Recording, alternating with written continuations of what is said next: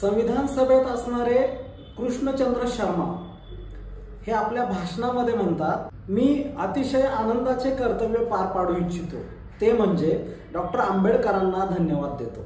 त्यांनी एक सूत्रबद्ध नियोजित आराखडा सभागृहापुढे ठेवताना अतिशय कठोर परिश्रम घेतले आहेत। त्यांनी काल एक अप्रतिम भाषण केले।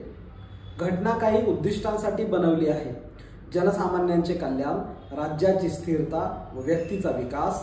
परंतु भारतात आपण जेव्हा व्यक्तित्वाचा विकास व वाढ असे म्हणतो तेव्हा त्याचा अर्थ व्यक्तिगत विकासाची जाणीव, परंतु जेव्हा आपण जनतेचा विकास असे म्हणतो त्याचा अर्थ शक्तिमान एकसंध भारत असा होतो।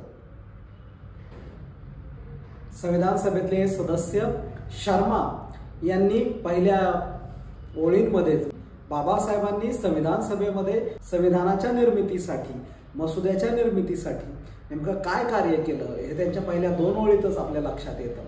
हे खरं तर आजच्या शर्मा यांच्या पुढच्या वंशजांनी आवर्जून नीट ऐकलं पाहिजे, समजून घेतलं पाहिजे। महान घटना निर्माण करणारे भारतीय संविधानाचे शिल्पकार विश्वरत्न डॉक्टर बाबासाहेब आंबेडकर यांना शतशः प्रणाम आणि भारतीय संविधान जपूया, ते बळकट करूया।